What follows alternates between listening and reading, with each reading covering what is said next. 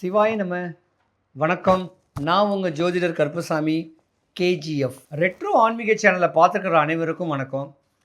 எல்லாருக்கும் எல்லா வளமும் எல்லா நலமும் கிடைக்க எம்பெருமன் மாடம்பாக்கம் தேனுபுரீஸ்வரர் தேனுகாம்பாளுடைய அருளாட்சி உங்களுக்கு கிடைக்கணும். சிவாய நம. 2026 சனீஸ்வர பகவானுடைய வக்ர பெயர்ச்சி மேச ராசி முதல் மீன ராசி வரைக்கும் நல்ல பலனை எந்த ராசிக்கு கொடுக்காரு, கெடு பலனை மத்தியமான ராசிக்கு எந்த ராசிக்கு கொடுக்காரு. ரிஷப ராசி, கடக ராசி, கன்னி ராசி, துலாம் ராசி, மகர ராசி, மீன ராசிக்கு அற்புதமான பலன்களை தான் கொடுக்க போறாரு.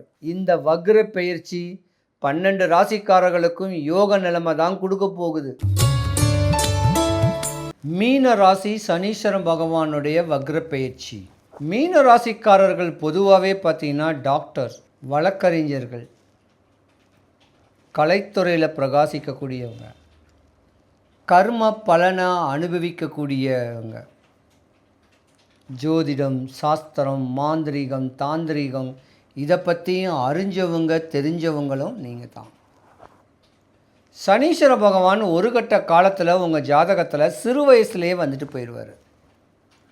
கர்மக்காரகன் சனீஸ்வர பகவான் பலம் வாய்ந்த ஒரு அமைப்பில் ஜென்மத்தில் தான் சனி பகவானாக இருந்திருந்தார். வக்ர பெயர்ச்சியாக போன இடத்துக்கு, அதாவது இருந்த இடத்துல வந்திருக்கார். இப்போ ராசிக்கு 12வது வீட்டில் சனீஸ்வர பகவான் வக்ர பெயர்ச்சி ஆயிருக்காரு. அந்த வீட்டில் ஏற்கனவே ராகு பகவான் தன்னிச்சையாக தனிமையாக இருக்கிறாரு. நட்பான கிரகமாக தான் இருக்கார் ராகு பகவான். இருந்தாலும் 7.5 சனின்னு சொல்லக்கூடிய அமைப்பை மீன ராசிக்கு கொடுத்துருக்காரு. வக்ர பெயர்ச்சிக்கு முன்ன வரைக்கும் கஷ்டங்களையும் நஷ்டங்களையும், காரு, வண்டி, பஸ்ஸு, லாரி ஓட்டுறவங்களுக்கு நஷ்டத்தையும் உடல்நல குறைவையும் தான் கொடுத்துருப்பார். இந்த வக்ர பெயர்ச்சி ஒரு குளுக்கோஸ், ஒரு பூஸ்ட்டு, ஒரு உதாரணத்துக்கு ஒரு 20 லட்சம், 30 லட்சம், 50 லட்சம், 1 கோடி ரூபாய் கடன் வாங்கியிருந்த உங்களுக்கு ஒரு நட்பு, அந்த கோடி ரூபாய் கடனே நான் திருப்பி கொடுத்துட்றேன், எனக்கு கொஞ்சம் கொஞ்சமாக கொடு அப்படின்னு சொன்னால் எப்படி ஒரு பெருமூச்சு விடுவீங்களோ அந்த மாதிரியான ஒரு தருணம் இனிமே நடக்கும்.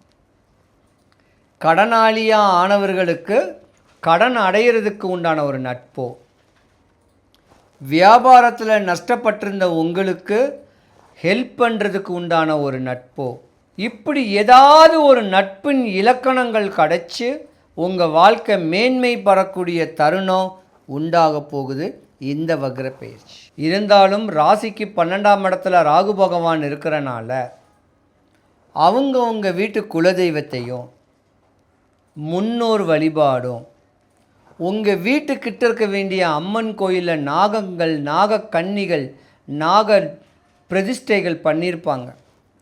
அங்கே போய் முறையான ஒரு வழிபாடுகளை பண்ணிக்கிட்டீங்கனால கூட, இல்லை கடன், நோய், வறுமை, பயத்தில் கஷ்டப்பட்டுக்கிட்டுக்கு திண்டாடிக்கிட்டு இருக்கிறவங்க, நீங்கள் சொந்தமாக ஒரு நாகக்கல் வாங்கி ஒரு ஐயர்கிட்ட கொடுத்து அந்த கோயிலில் பிரதிஷ்டை பண்ணிக்கிட்டாலோ, இல்லை முறையாக செய்யணுன்னா நான் கூட செஞ்சு கொடுப்பேன், அப்படி ஒரு தருணத்தை ஏற்படுத்திக்கிட்டாலோ, பெரிய கடன் வாங்காமல், பெரிய நஷ்டங்கள் ஆகாமல், தலைமுடி மட்டும்தான் கொட்டும் உங்களுக்கு, மற்றபடி இடையூறுகள் வராமல் உங்களை நீங்கள் காப்பாற்றிக்கலாம். ஒரு சில ஜாதகர்கள் மீன ராசிக்காரர்களுக்கு கால தாமதமாக திருமணம் நடக்கக்கூடிய தருணம் இருந்திருந்தா விரைவில் திருமணம் நடக்கும்.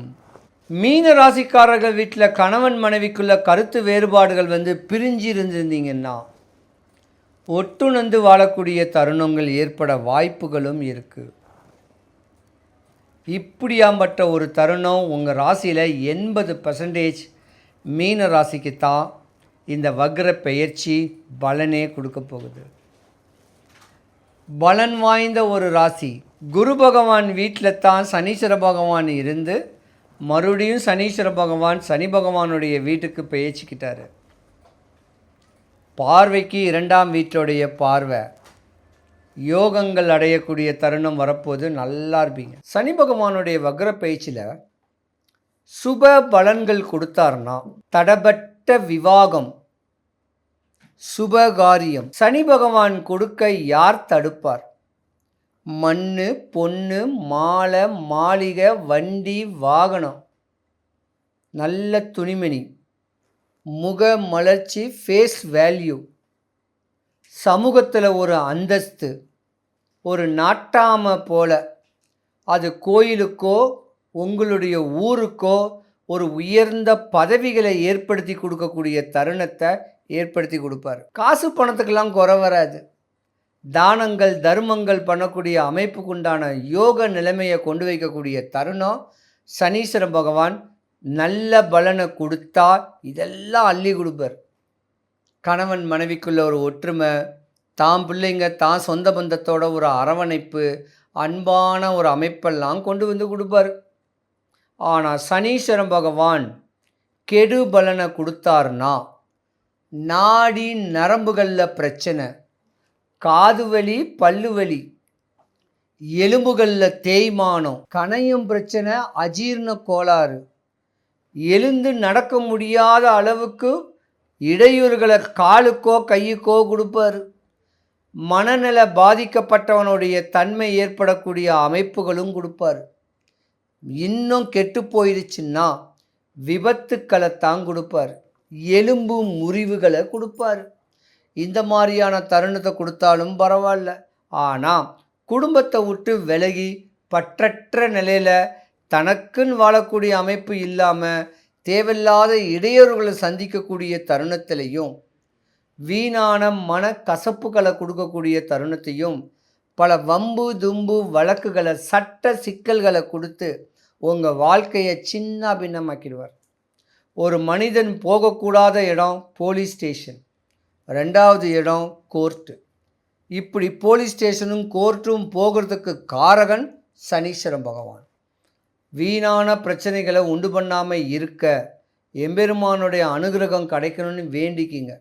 தேவையில்லாத இடையூறு இல்லாமல் வாழ்க்கையை சந்தோஷமாக இந்த பிரபஞ்ச விதியோடைய அமைப்புக்கு ஏற்ற மாதிரி நல்லா கொஞ்ச நாள் வாழ்ந்தாலும் நிம்மதியோட ஒரு வாழ்க்கையை வாழக்கூடிய தருணத்தை ஏற்படுத்தி கொடு சாமி அப்படின்னு சனீஸ்வர பகவானை வேண்டிக்கிங்க. கெடுபலன் இல்லாமல் இருக்க, தன்னுடைய ஆசைகள் தேவைகள் பூர்த்தி ஆகிறதற்கு இந்த ஒரு சின்ன ஸ்லோகத்தை சொல்லுங்க.